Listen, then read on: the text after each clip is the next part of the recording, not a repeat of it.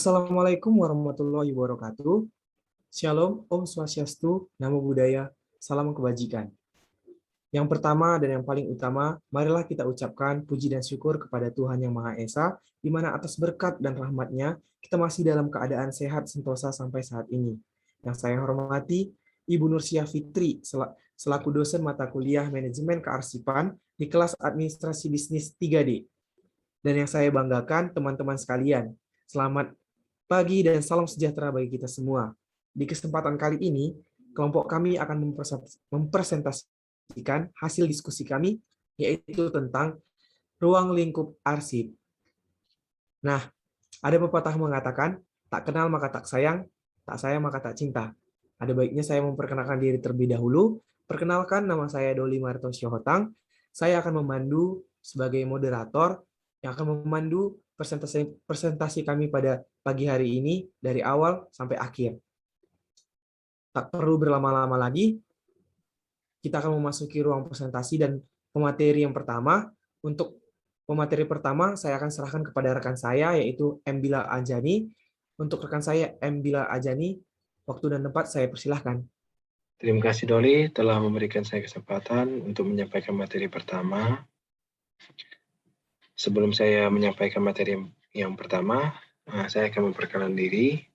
Nama saya Muhammad Bilal Azani dari kelas AB 3D dengan nomor induk mahasiswa 2509107. Materi yang pertama akan kita mulai dari definisi arsip. Jadi teman-teman, pertanyaannya,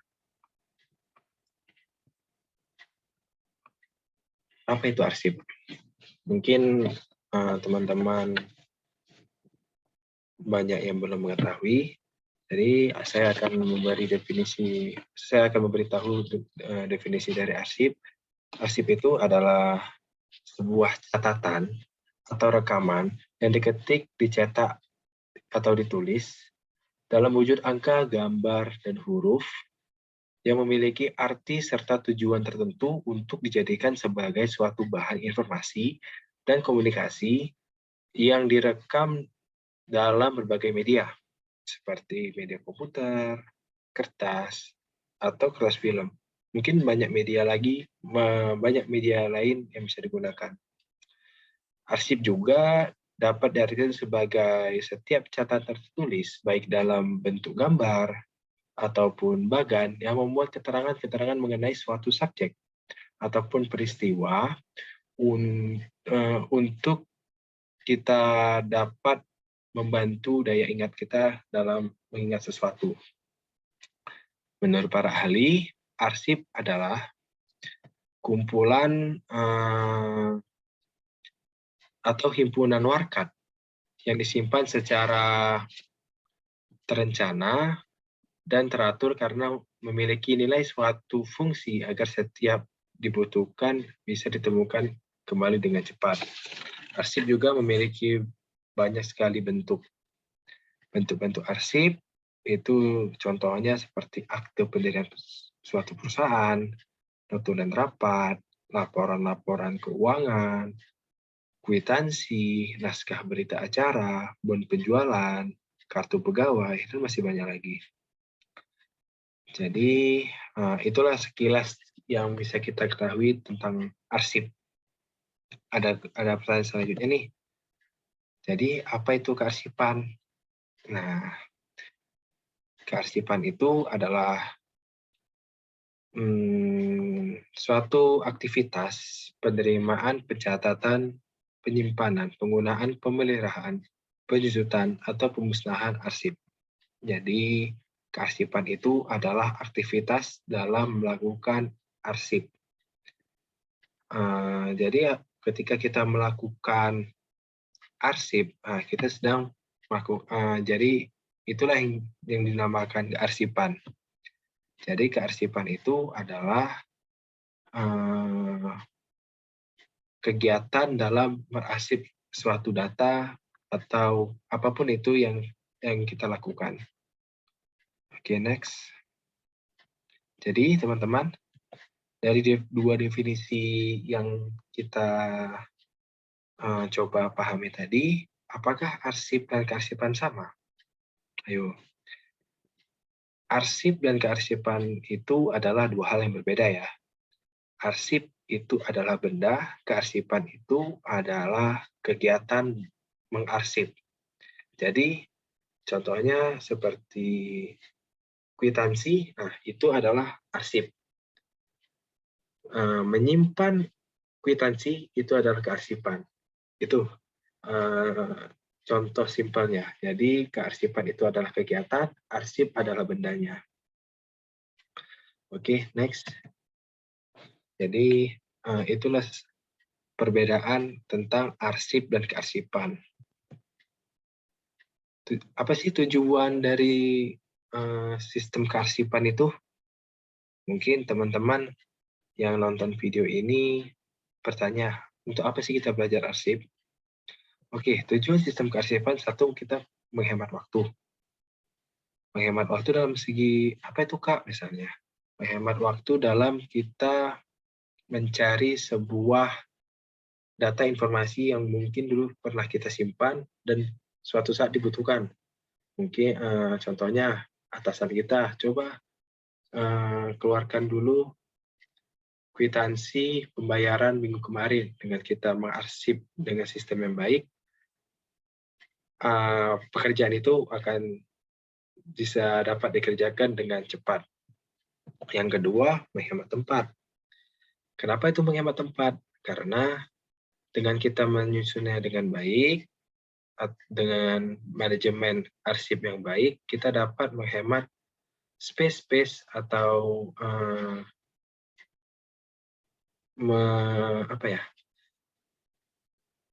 menyusun data-data dengan rapi yang kita butuhkan. Yang ketiga, menghemat tenaga. Ya, jelas ya.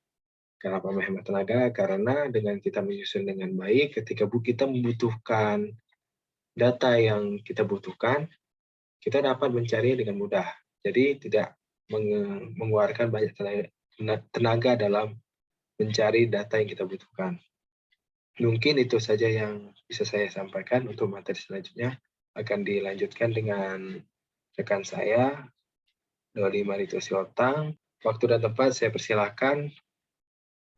Baik, terima kasih kepada rekan saya M. Bilal Ajani telah memberikan saya kesempatan untuk menjelaskan materi yang akan saya bawakan.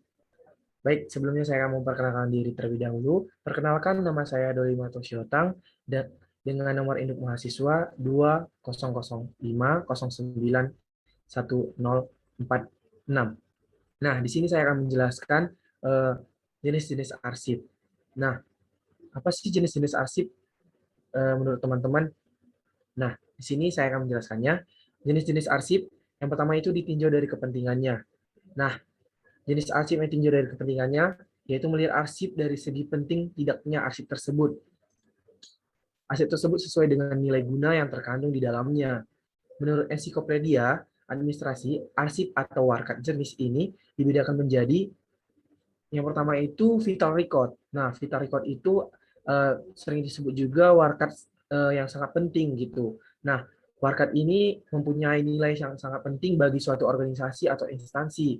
Untuk itu, warkat jenis ini perlu disimpan secara terus-menerus atau sifatnya abadi gitu. Selama organisasi itu masih berdiri. Nah, contohnya itu seperti akte pendirian perusahaan atau akte kelahiran. Nah, yang B itu important record. Nah, important record ini sering dikenal seperti warkat penting. Nah, yaitu warkat yang mempunyai kegunaan besar untuk suatu jangka waktu yang cukup lama, mungkin 3 tahun ke atas. Untuk itu warkat jenis ini perlu disimpan secara tertib. Secara tertib itu harus secara terperinci gitu. Nah, misalnya itu surat perjanjian sewa atau surat wasiat gitu. Nah, yang ketiga itu useful record. Nah, useful record ini sering dikenal juga seperti warkat berguna. Nah, warkat ini mempunyai kegunaan biasanya untuk jangka waktu biasa. Untuk itu warkat jenis ini perlu disimpan sesuai dengan daftar referensinya atau lama penyimpanannya. Biasanya di berbagai organisasi atau instansi, jenis warkat ini paling banyak jumlahnya. Contohnya surat-surat kantor pada umumnya. Nah, yang terakhir itu non-essential record atau sering disebut warkat tidak penting. Nah, jenis warkat ini kegunaannya menjadi habis setelah selesai dibaca. Nah, setelah selesai dibaca, dilihat, dan kegunaannya tidak berguna lagi gitu. Warkat jenis ini tidak perlu disimpan sama dalam bentuk file atau dalam bentuk apapun, tetapi dapat langsung dimusnahkan atau cukup diingat isinya atau dicatat dalam agenda harian. Contohnya seperti undangan rapat dan struktur pembayaran atau kwitansi. Next.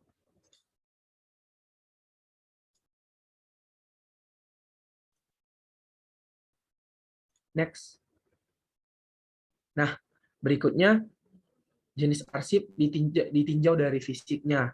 Nah, jenis arsip ditinjau dari fisiknya itu melihat arsip dari warkat atau dari wujud benda arsip tersebut. Arsip atau warkat jenis ini terdiri dari yang pertama itu arsip tertulis. Nah, arsip tertulis ini biasa itu berupa tulisan atau yang tertulis. Nah, dia dengan bentuk nyata, wujud nyata gitu. Nah, misalnya seperti surat dinas, akte dan lain-lainnya sebagainya gitu. Nah, yang kedua itu arsip visual. Nah, arsip visual itu yang dia tidak berwujud gitu. Wujud arsip ini dapat dilihat berupa gambar, lukisan atau ukiran atau pahatan atau seperti peta atau relief, poster dan sebagainya. Atau bisa juga dalam bentuk video atau rekaman suara atau MP3. Next.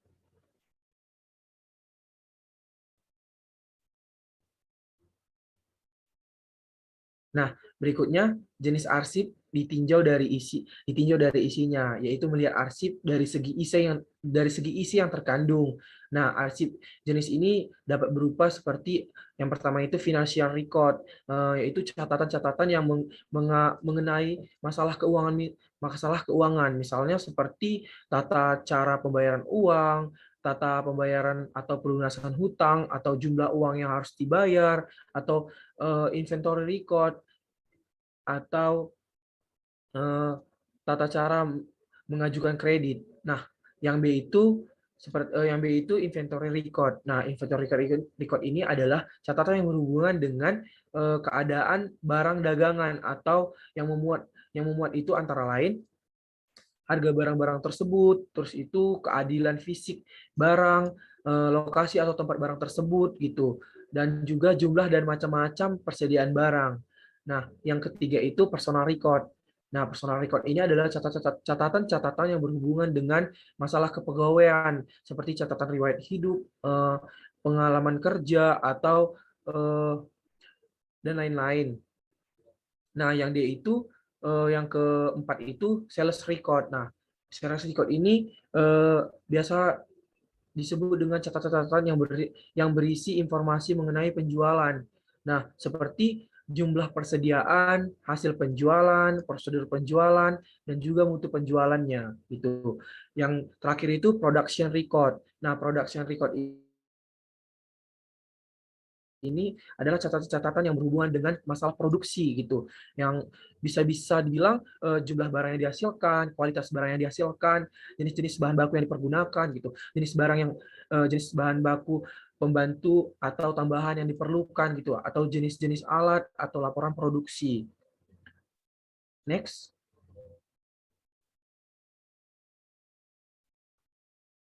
Nah, selanjutnya jenis arsip ditinjau dari pemiliknya. Nah, jenis arsip yang ditinjau dari pemiliknya itu melihat arsip dari aspek kepemilikannya, yang dibagi dua. Yang pertama itu berasal dari lembaga pemerintahan, yang antara lainnya Arsip Nasional Republik Indonesia sebagai inti organisasi lembaga kearsipan nasional, yang selanjutnya disebut dengan arsip nasional gitu. Yang kedua itu berasal dari instansi pemerintahan swasta. Nah, itu antara lain arsip primer yang merupakan arsip asli gitu. Yang kedua itu arsip sekunder yang merupakan arsip yang berupa salinan atau kopian atau tembusan atau tindasan. Yang ketiga itu arsip sentral, adalah arsip yang disimpan pada pusat arsip atau arsip yang dipusatkan penyimpanannya.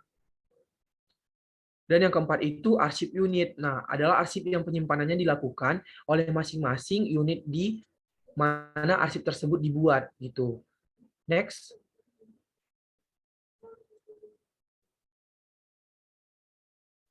Nah, yang berikutnya, mungkin ini yang terakhir, jenis arsip ditinjau dari fungsinya.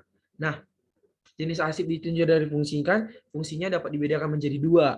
Yang pertama itu arsip dinamis, dan yang kedua itu arsip statis. Nah, yang pada arsip dinamis ini dibagi dua lagi, yaitu arsip aktif dan arsip inaktif. Nah, akan saya jelaskan. Yang pertama itu arsip dinamis. Nah, arsip dinamis ini dipergunakan secara langsung dalam perencanaan atau penyelenggaraan kehidupan kebangsaan pada umumnya, atau dipergunakan secara langsung dalam penyelenggaraan administrasi negara. Nah, arsip ini dibedakan menjadi dua, seperti yang saya bilang di awal tadi. Yang pertama itu arsip aktif. Nah, arsip aktif ini yaitu arsip yang masih dipergunakan terus bagi kelangsungan pekerjaan di lingkungan unit pengelolaan suatu organisasi atau perusahaan. Bisa dibilang arsip ini masih dipergunakan dalam sebuah organisasi atau perusahaan. Nah, yang selanjutnya itu arsip inaktif. Nah, arsip inaktif ini atau sering dibilang arsip pasif, yaitu arsip yang frekuensinya yang frekuensi penggunaannya sudah mulai menurun dan pengelolaan oleh unit sentral dalam suatu organisasi, instansi atau perusahaan. Nah, arsip inaktif ini adalah hasil dari arsip aktif yang dimana warkap di arsip aktif tadi sudah tidak digunakan lagi gitu, sudah penggunaannya sudah menurun, maka akan dikirim ke arsip unit sentral. Nah, di arsip-arsip yang di dalam unit sentral itulah yang disebut arsip inaktif, atau yang sering kita bilang itu arsip pasif yang nilai penggunanya sudah menurun gitu kan. Dan juga yang selanjutnya itu yang kedua, arsip statis. Nah, arsip statis ini yaitu arsip yang tidak lagi dipergunakan secara terus-menerus bagi orang-orang atau organisasi atau instansi atau perusahaan. Namun, dipergunakan untuk kepentingan masyarakat umum atau negara karena bernilai kebangsaan dan hanya dipergunakan sebagai referensi saja gitu. Mungkin cukup sekian penjelasan dari saya mengenai jenis-jenis arsip. Materi selanjutnya akan dibawakan oleh rekan saya, pemateri ketiga, yaitu rekan saya David Aventus. Kepada rekan saya David Aventus, waktu dan tempat saya persilahkan. Terima kasih kepada teman kita Doli yang telah memberikan saya kesempatan untuk berbicara. Perkenalkan, nama saya David Aventus Segian. Saya dari kelas AW3D dengan nomor induk siswa 2509168. Adapun materi yang akan saya jelaskan adalah yang pertama nilai guna arsip dan yang kedua syarat arsip. Kita masuk ke pembahasan yang pertama, ialah nilai guna arsip. Nilai guna arsip adalah nilai kegunaan yang terkandung di dalam arsip yang didasarkan atas kepentingan pengguna arsip itu sendiri. Berikut ini pendapat mengenai nilai guna arsip menurut Vernon B. Santen, bahwa nilai guna arsip atau warkat yang tercakup dalam akronim ALFRED, A. Administrative Value, atau nilai guna di bidang administrasi, misalnya surat dinas, formulir, dan sebagainya. L. Legal Value, atau nilai guna di bidang hukum, misalnya akta jual beli tanah, surat kuasa, dan sebagainya. F. Fiscal Value, atau nilai guna di bidang keuangan, misalnya cek, kwitansi, billet giro, dan sebagainya. R. Research Value, atau nilai guna di bidang penelitian, misalnya karya tulis, skripsi, tesis, disertasi, dan sebagainya. E. Educational Value, atau nilai guna di bidang pendidikan, misalnya ijazah, raport, daftar nilai, dan sebagainya. D. Documentary Value, atau nilai guna di bidang dokumentasi, misalnya naskah perjanjian asli, dan sebagainya. Next, kita masuk ke pembahasan yang kedua, yaitu syarat arsip. Dari pengertian arsip di atas dapat disimpulkan bahwa tidak semua warkat atau surat dapat dikategorikan sebagai arsip. Sebab surat atau warkat baru dapat dinyatakan sebagai arsip apabila memenuhi syarat-syarat sebagai berikut. Yang pertama merupakan kumpulan warkat, yang kedua mempunyai nilai guna, yang ketiga disimpan menurut sistem tertentu, dan yang keempat apabila diperlukan dapat ditemukan secara tepat dan cepat. Baiklah teman-teman, ini materi yang dapat saya sampaikan. Untuk materi selanjutnya akan saya serahkan kepada teman saya di materi keempat, yaitu Pinka Aprilia. Pada Pinka Aprilia, waktu dan tempat dipersilakan. Terima kasih kepada David telah memberikan saya kesempatan untuk berbicara. Perkenalkan, nama saya Pinka Aprilia dengan NIM 2005091084, kelas AB 3D. Baiklah, saya akan membacakan tujuan kearsipan. Tujuan kearsipan adalah untuk menjamin keselamatan, bahan pertanggungjawaban nasional tentang perencanaan, pelaksanaan, dan penyelenggaraan kehidupan kebangsaan, serta untuk menyediakan bahan pertanggungjawaban tersebut bagi kegiatan pemerintah. Next. Lalu ada juga permasalahan kearsipan. Yang pertama, kurangnya pengertian terhadap pentingnya arsip. Dengan kurang dipahaminya pengertian terhadap pentingnya arsip, mengakibatkan berfungsinya arsip sebagai pusat ingatan organisasi tidak tercapai. Dan akhirnya tugas-tugas di bidang kearsipan dipandang rendah.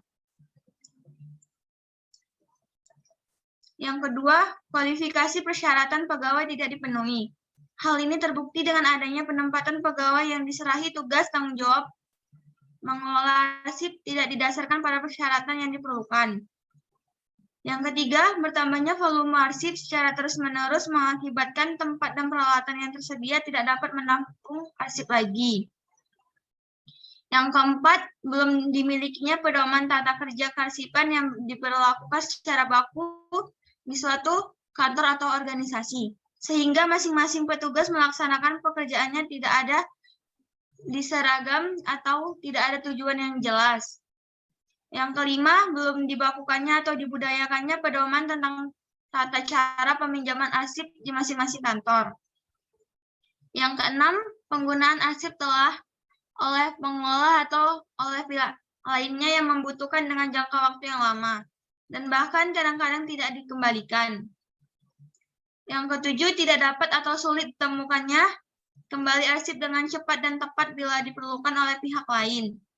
Hal tersebut mungkin karena belum sempurnanya sistem atau karena petugas yang belum atau kurang terampil.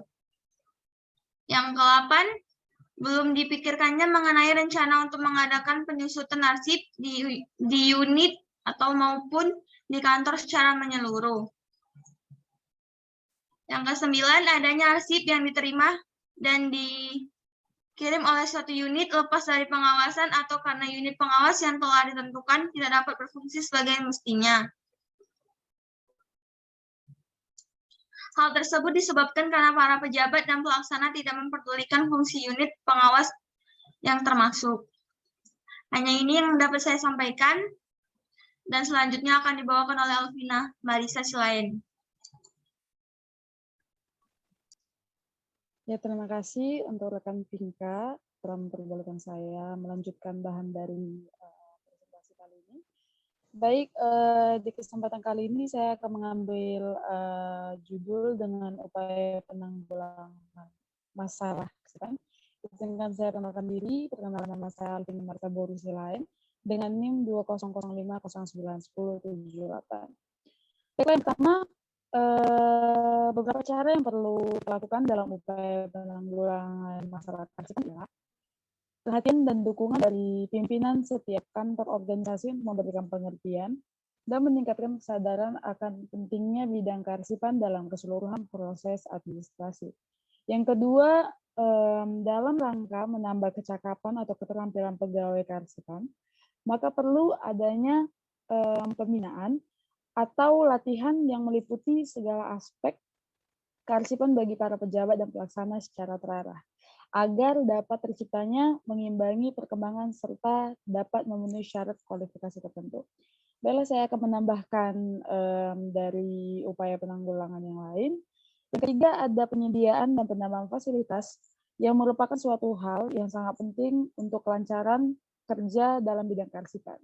Yang keempat, perlu diberlakukannya sebuah pedoman tata kerja kearsipan di suatu kantor agar memberikan arah yang jelas dalam pelaksanaan pekerjaan bagi para petugas pelaksana. Kemudian yang kelima, ada perlu dibakukannya atau dibudayakannya pedoman tentang tata cara peminjaman arsip di tiap kantor. Yang keenam, penggunaan arsip juga menuntut adanya koordinasi antar unit dalam suatu kantor. Hal itu mempengaruhi faktor agar kita semua disiplin dan mengingat aktivitas bidang kearsipan yang tidak terlepas dari faktor hubungan kerja dengan unit atau pihak lainnya. Kemudian yang ketujuh, sehubungan dengan sulit ditemukannya kembali arsip dengan cepat dan tepat. Bila diperlukan oleh pihak lain, maka salah satu penanggulangannya adalah perlu diteliti kembali kelemahan sistem penataan arsip. Dan yang terakhir, perlu adanya pemikiran untuk merencanakan pengadaan penyusutan baik di unit operasional maupun di pusat arsip organisasi. Baiklah, itu yang bisa saya jelaskan. Saya akan kembalikan kepada Doli sebagai moderator di presentasi kita di pagi hari ini. Silakan Doli. Oke teman-teman, terima kasih Muhammad Bila Azani, Vinka Aprilia, David Adventus, Siagian, dan Alvina Marisa Bruslaen, dan saya sendiri Doli Martosiotang. Inilah presentasi dari kami tentang ruang lingkup arsip. Semoga apa yang kami sampaikan, apa yang kami presentasikan pada hari ini, semoga bermanfaat bagi teman-teman sekalian, dan juga semoga menambah ilmu pengetahuan bagi teman-teman sekalian. Cukup sekian presentasi dari kelompok kami. Terima kasih kepada teman-teman yang sudah melihat video ini. Oke, see you guys. Terima kasih.